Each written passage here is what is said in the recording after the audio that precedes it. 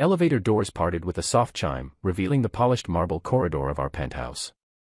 I sat waiting in the leather armchair near the entrance, still wearing my work shirt with the collar unbuttoned. The tie I'd worn earlier lay discarded on the side table. Sarah stepped inside, her heels creating sharp echoes against the stone floor. One strap of her charcoal evening gown had slipped slightly, as if she'd been dancing too enthusiastically. A diamond bracelet I'd never seen before caught the light from the chandelier overhead. "You're home late," I said quietly. She paused mid-step, scanning me with an expression somewhere between amusement and irritation. "Thomas, please don't tell me you waited up like some worried parent. There was an event tonight for the executive partners." The scent of expensive perfume lingered as she swept past me toward the living room. "No mention of this gathering at breakfast yesterday, or any other time this week." She turned abruptly, arms crossed, clutch bag dangling from her fingers. "You wouldn't have fit in anyway, Thomas. What would you have talked about with the CEO's wife? Traffic patterns and vintage music." My jaw tightened. "So I embarrass you now?" "You always have," she replied, her tone cold as winter glass. "You're excellent with spreadsheets and operations, but the circles I move in now require a different kind of sophistication." "Say that again." She tilted her head slightly. "You're ordinary, Thomas. Average. The kind of man who gets overlooked in rooms that matter." The word hit like a physical blow. I stepped closer to her. "You mean the man who ran your father's entire operations division for 2 years while he recovered from surgery? The one who restructured your accounts when the board nearly removed you last year?" "You did your job," she said dismissively, brushing invisible dust from her gown. "Don't confuse loyalty with importance. Don't confuse cruelty with class." We stood inches apart, the tension between us thick enough to choke on. "Stop pretending you belong at my side when we walk into rooms full of people whose names you can barely pronounce," she continued. "You were useful once. Now you're just in the way." The pain cut deep into my chest. I stared at her, at those diamonds glinting on her wrist, at the contempt hardening her features. Her voice dropped lower. "You want to argue?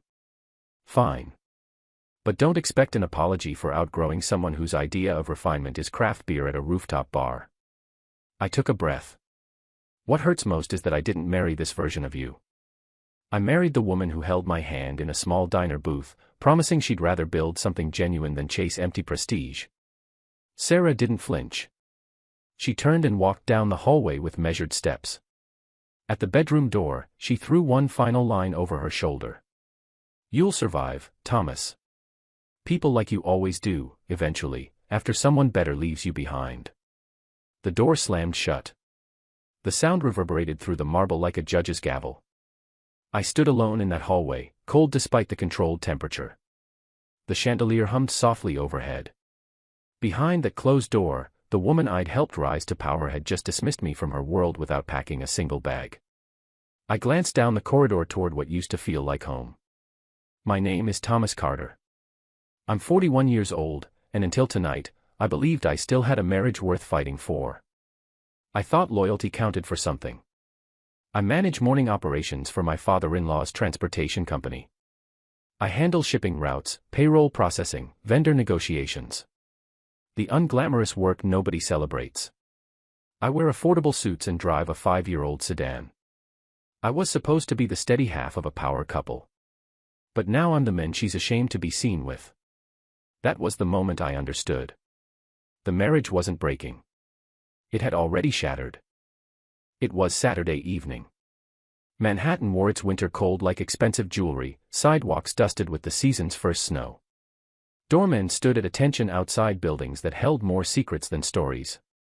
We sat at Le Rivage, one of those establishments where the chandeliers didn't just illuminate, they intimidated. The kind of place that whispered old money and generational influence. Sarah's father, Richard, occupied the head of the table.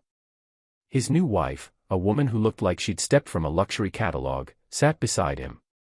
Our daughter, Claire, fidgeted with her napkin next to me. Sarah looked completely in her element. The lighting favored her. Her wine glass refilled itself without her asking.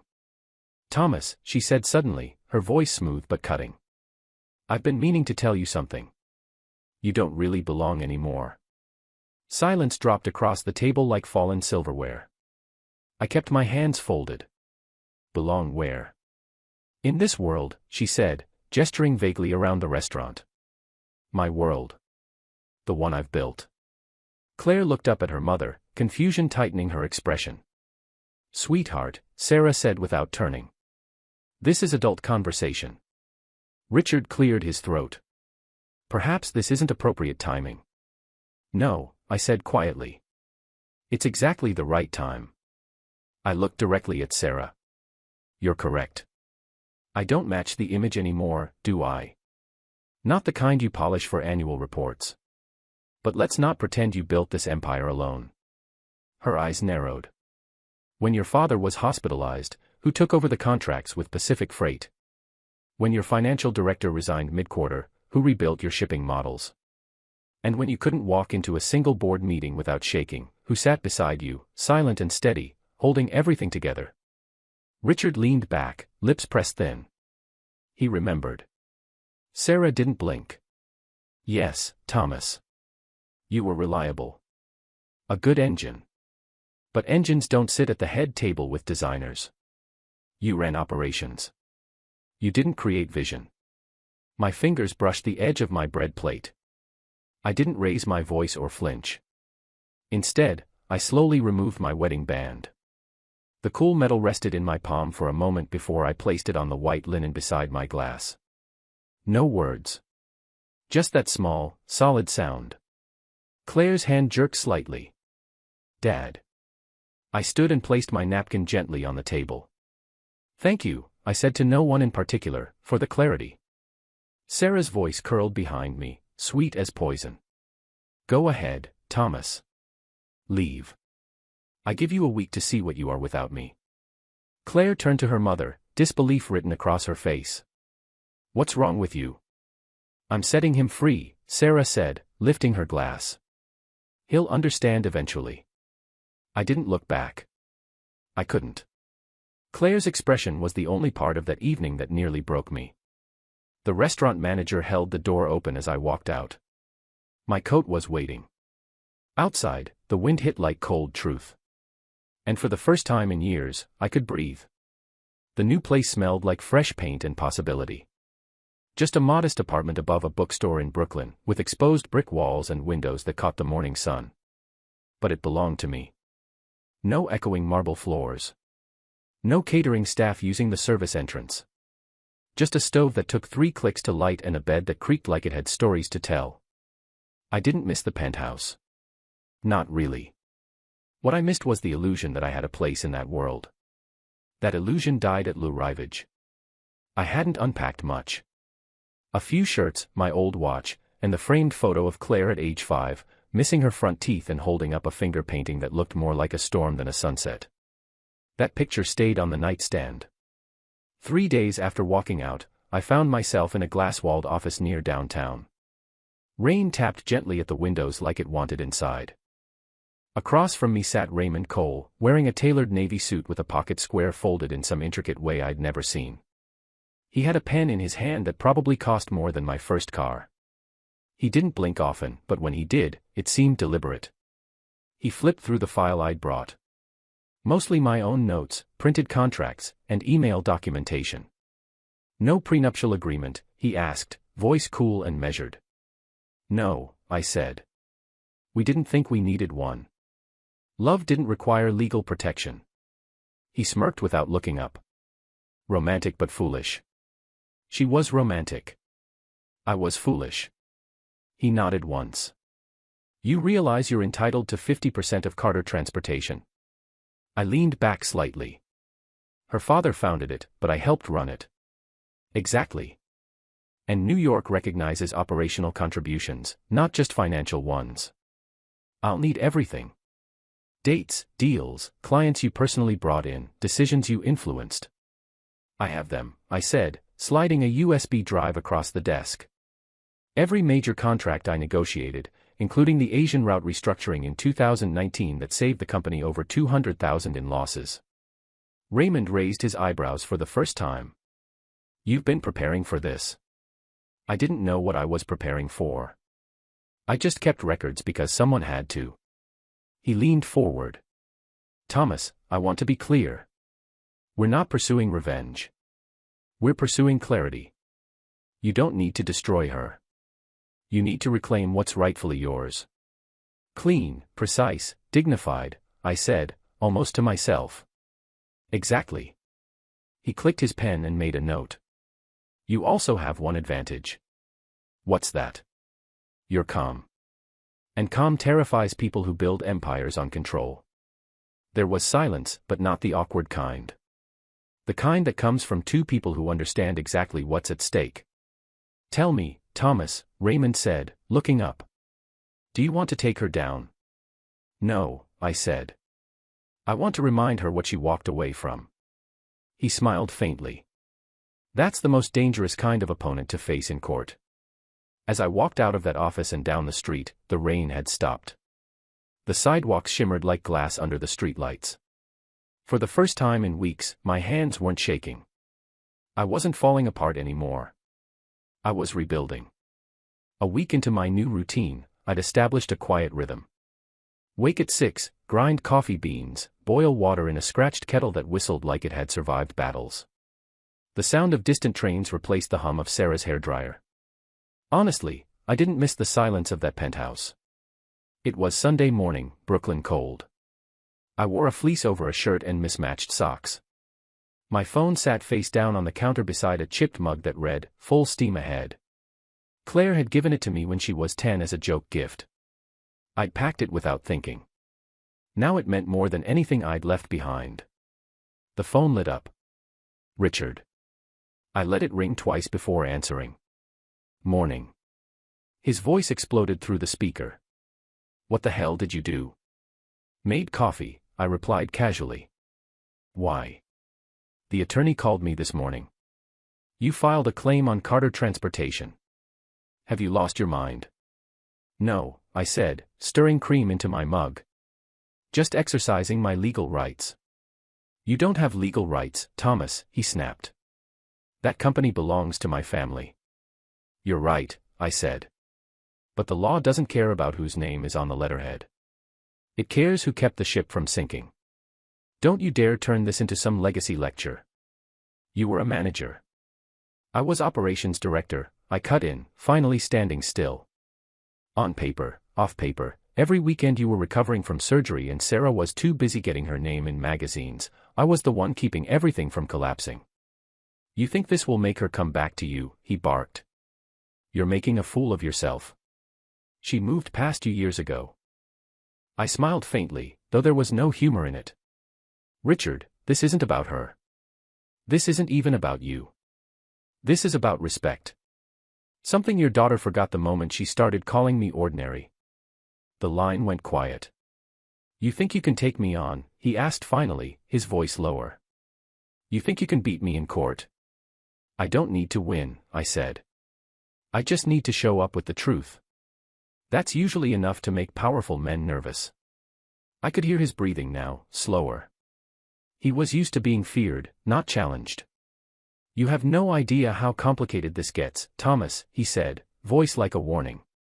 And you have no idea how calm I can remain. I reached for the mug and took a long sip. Then I added, oh, and Richard, this isn't personal. It's just overdue. I hung up and set the phone down. The window behind me fogged slightly from the steam. Outside, a cyclist rolled past, scarf trailing behind like a comet. The world hadn't ended. It had just shifted inside me. Something clicked into place. Not revenge, not anger. Something steadier, like a gear tightening after years of slack. Raymond had said it best. Calm terrifies people who rely on noise. And now Richard was hearing the silence I'd mastered. It was just after dusk, the kind of evening where Brooklyn felt heavier somehow. Clouds hung low, air still, as if something waited to be said. My phone rang while I was wiping down the kitchen counter, radio playing soft jazz in the background. I glanced at the screen. Claire. I hadn't heard from her since the dinner. I picked up instantly. Hey, sweetheart. There was a beat of silence before she spoke, her voice soft and small. Dad, can you come get me? I dropped the towel. What happened? She's crying a lot and packing. Like really packing. Not just throwing things around. She's actually leaving somewhere. She won't talk to me. Just keeps mumbling about mistakes and lawyers. Claire, I said gently. Do you want to stay with me? Another pause. I already packed a bag. I just didn't want to leave without you. That did it. 20 minutes later, I was in a car heading straight for the brownstone. The driver stayed quiet, and I appreciated that.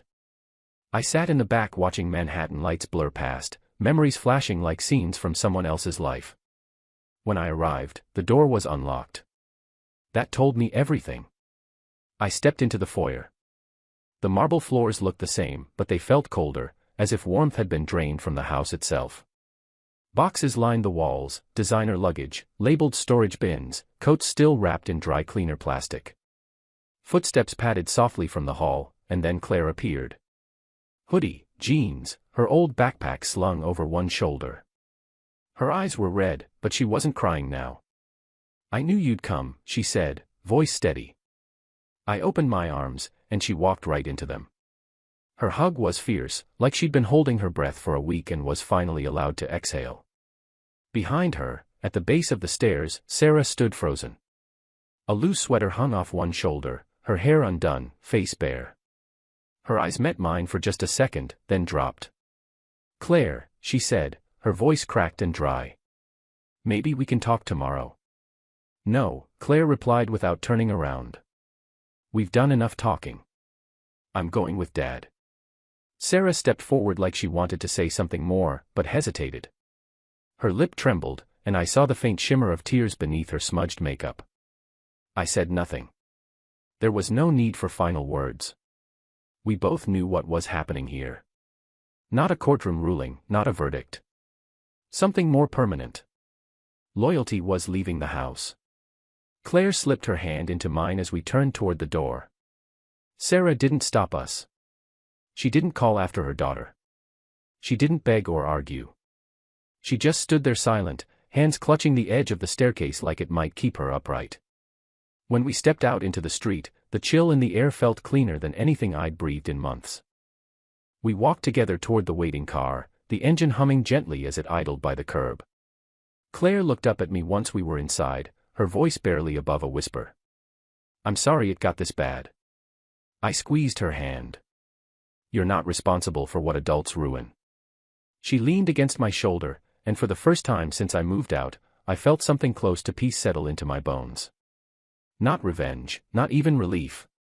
Just the quiet beginning of something honest. In the rearview mirror, the house that once held all our futures slowly faded into the cold night. The conference room smelled like polished wood and quiet conflict. It sat on the 34th floor of a downtown law firm with floor-to-ceiling glass and a view that made power feel tangible. The kind of view you didn't look out from, you looked down from. The kind Sarah used to say made the skyline feel like a game board. Today, all the pieces were seated at a glossy black table that seemed too long for the number of people present. Raymond sat beside me, navy three-piece suit and calm eyes behind rimless glasses. Across from us, two corporate attorneys with enough paperwork in front of them to fill a filing cabinet. And then Sarah, silent, smaller somehow. Her usual fire dimmed behind perfectly applied makeup. She hadn't spoken a word since we sat down. Next to her, Richard sat with hands flat on the table, jaw tight. His suit was sharp, but his anger made it look like armor. I'm going to make this very clear, Richard said, his voice like cracking ice. You don't get to tear apart this company just because your pride couldn't survive a little rejection. I didn't look at him. I kept my eyes on the stack of agreements in front of me. I'm not tearing anything apart. I'm collecting what I built. You didn't build it, he snapped. You filed shipping schedules. You negotiated with vendors. Raymond cleared his throat. He streamlined operations, saved over $250,000 during a crucial fourth quarter, negotiated with international ports, and personally brought in 3 of your longest-standing global clients. Richard leaned forward, finger tapping the table. I should have fired you the day she married you. I finally met his eyes. You couldn't afford to. A beat of silence. One of the opposing attorneys jumped in, voice smooth with diplomacy. Let's remember this is a settlement negotiation. Mr. Carter isn't claiming full ownership, only his share. Which he has no right to, Richard muttered. No prenuptial agreement was ever signed, Raymond reminded them, tapping the binder in front of him. Under New York state law, Thomas is entitled to 50% of all marital assets, including Carter Transportation. Richard exhaled like a man trying to hold back an explosion. You've made your point. You're after blood. I shook my head. Not blood. Just equity. It was then that Sarah finally moved. Her hand reached for the glass of water in front of her. She didn't drink, just held it, like something to anchor her to the moment. I want this done quickly, she said softly. Richard turned to her, shocked. What are you talking about? She still didn't look at him. Her eyes were on me. And this time, they didn't carry fire or venom. Just exhaustion. Fighting him won't save the company, she said. And we both know it. Richard scoffed. You're siding with him now. I'm accepting reality. Raymond spoke again, tone crisp. Then let's proceed. My client would like a full audit of the last 5 years of revenue, including expansion strategy, international contracts, and asset diversification. We believe that will sufficiently demonstrate his operational impact. Sarah's attorneys began flipping through their notes, one of them already murmuring into a recorder. Richard sat back in his chair as if the floor had suddenly shifted beneath him. I didn't smirk or gloat. I just sat there, straight-backed and steady, letting the silence do what it does best. Make people reconsider. It wasn't about punishment. It was about dignity. And now, for the first time in this entire unraveling situation, the room no longer leaned their way. It was balanced. The courtroom was built for formality. Long oak benches, an unforgiving echo, and that faint smell of paper and polished shoes. It was cold emotionally, like the room had heard too many lies to believe anything without proof.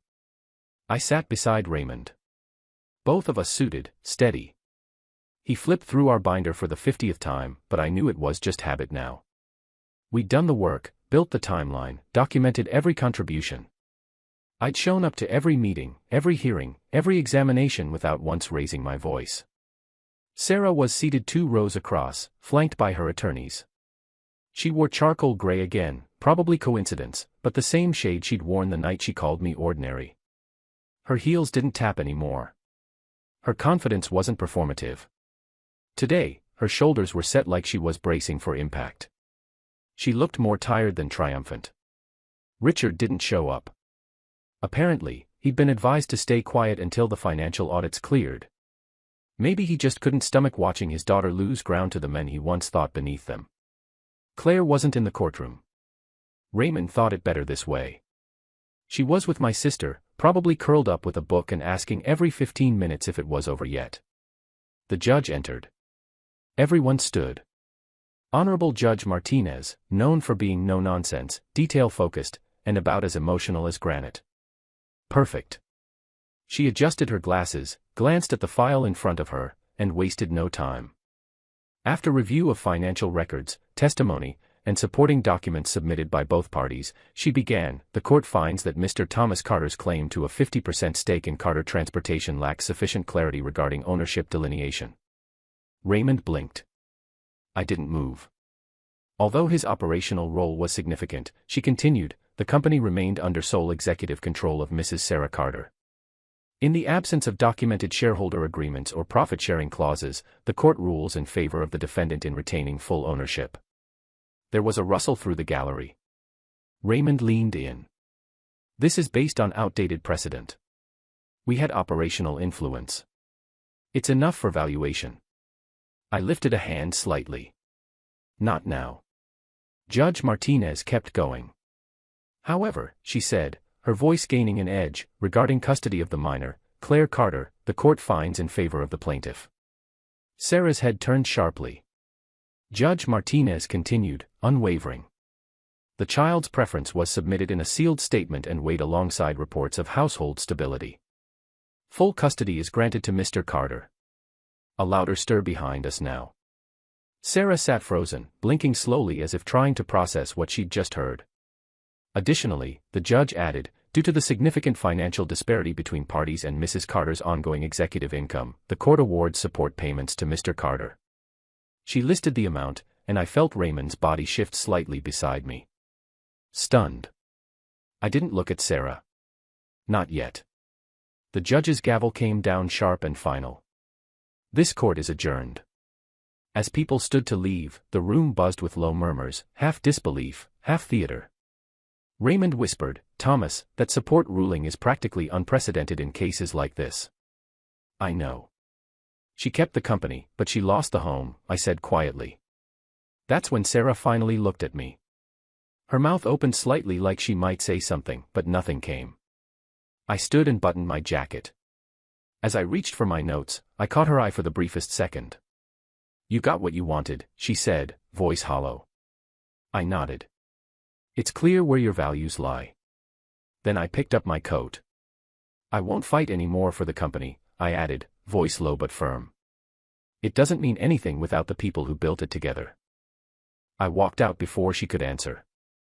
Outside, the sky was clear. No clouds, just that crisp blue that makes glass towers shimmer. I exhaled as if I'd been holding my breath for a year. Raymond caught up beside me. "You just gave up your claim." "No," I said. I gave her the mirror.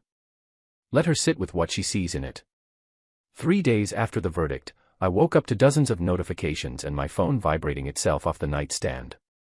At first, I thought something was wrong with Claire, but then I saw the subject lines.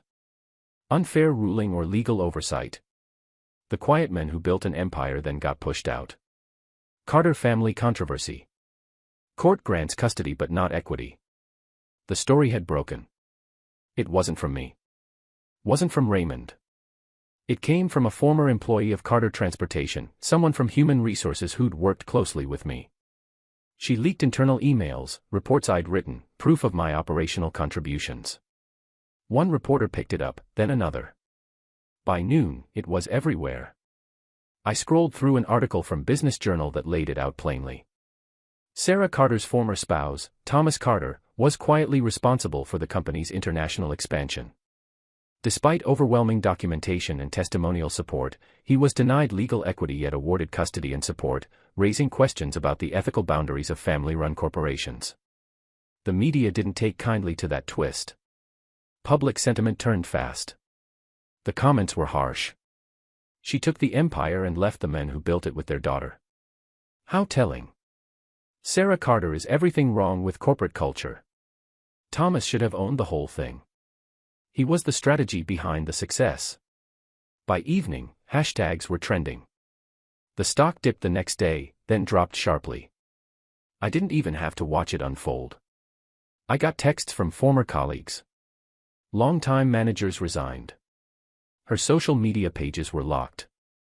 Investors pulled out. There was talk of board intervention. Internal leaks surfaced about mismanagement and executive arrogance. Sarah tried to issue a public statement. It was brief, cold, defensive. It backfired. The comments were disabled within 20 minutes. On the 4th day, I got a call from one of the original shipping partners we used to work with. "Thomas," he said. "We're out. We stayed because of you. Not her. I'm not with the company anymore. We know. That's why we're leaving." He paused. Some men win in court. Others win everywhere else. After the call, I stood by the window for a long time, coffee cooling in my hand. Outside, Brooklyn moved like nothing had changed. But in one office tower across the river, a woman who once looked down on me now sat in the center of a crumbling empire, watching the kingdom she clung to dissolve brick by brick, deal by deal. And I didn't raise a hand to make it happen. Justice didn't arrive with a gavel. It came with the silence of people walking away. It had been 2 months since the courtroom ruling. 2 months since the media attention, the interviews I politely declined, the flood of support from strangers who saw me as some kind of symbol. But I wasn't a symbol. I was a man cleaning a Brooklyn kitchen while Claire did homework on the couch. We were quiet that night, peaceful. I was pouring tea when a knock came at the door. Not a polite knock, not impatient either. Just hesitant. I opened it, and there she was. Sarah, drenched, hair matted from drizzle outside. No driver, no assistant, no leather bag. Just her coat wrapped tight around her like it might hold her together. Her eyes were swollen. She looked nothing like the woman who once swept into events with cameras flashing. She tried to speak, but her voice cracked. Thomas. She swallowed. Please, can I come in? I didn't say anything. Behind me, I heard the soft rustle of a page turning. Claire. Sarah leaned forward slightly. I know I have no right to be here. I know what I said, what I did. But I've lost everything.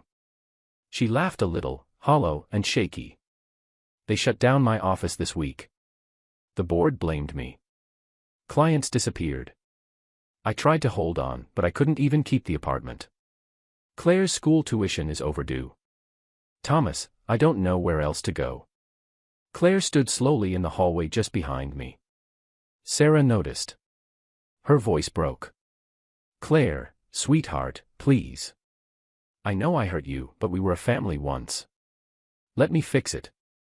Let me at least try. Claire didn't answer at first.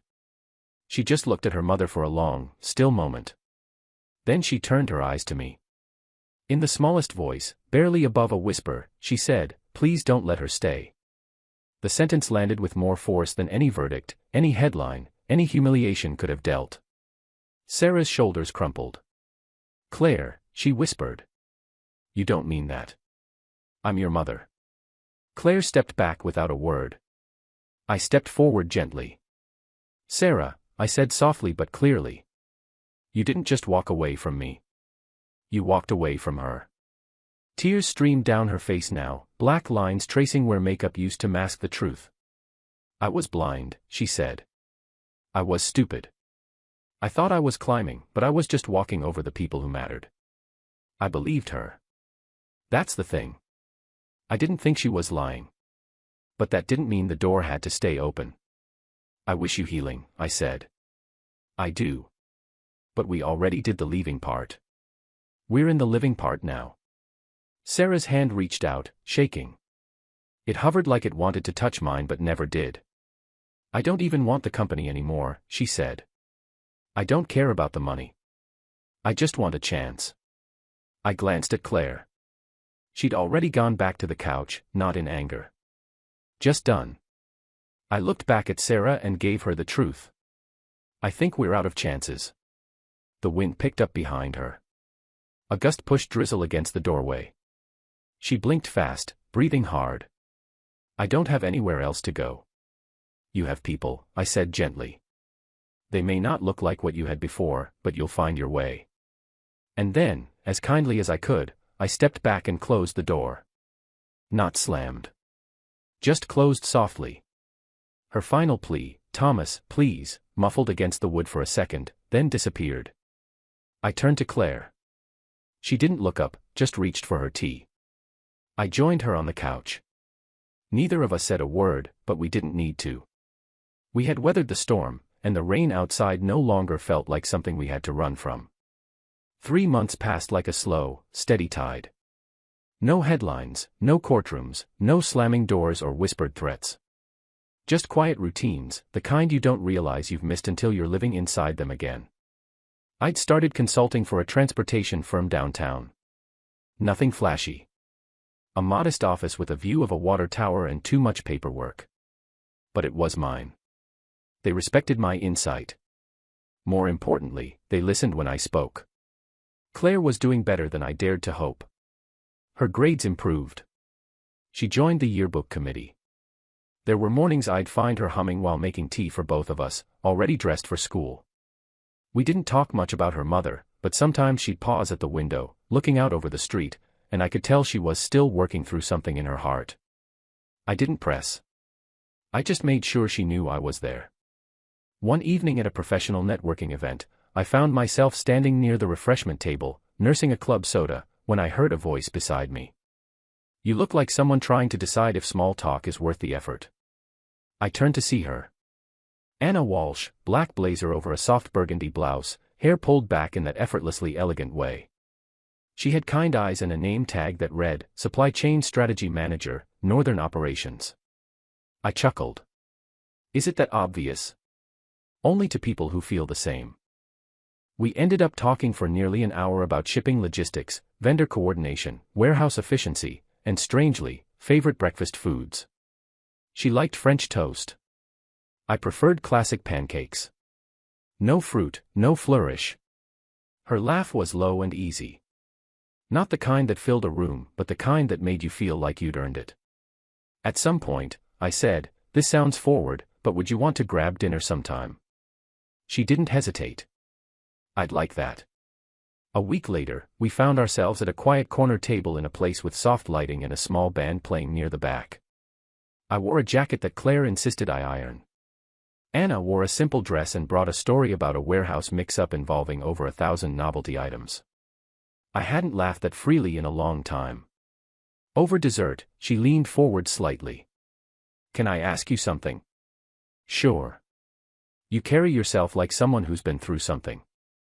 Not recent, but still close enough to remember. I looked at her, surprised. That's accurate. She smiled gently. You don't have to explain it. I just think people who've had to rebuild tend to recognize each other. I nodded. It wasn't sudden.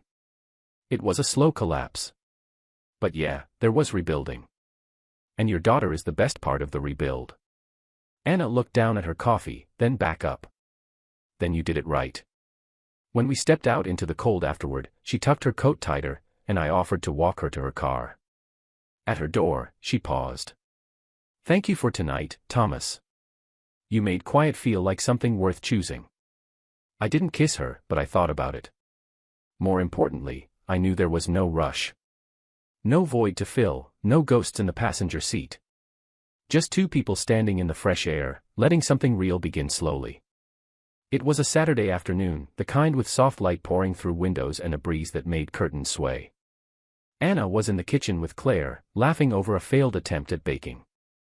Something about too much baking soda and not enough common sense.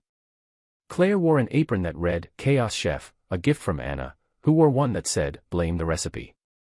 I was watching from the hallway, a mug in my hand and a quiet smile on my face. When the doorbell rang, I knew before I opened it. Sarah stood there, coat folded over one arm. No makeup, no performance. Her eyes went straight past me into the apartment, searching. I just wanted to see her, she said, voice calm and small. I stepped aside.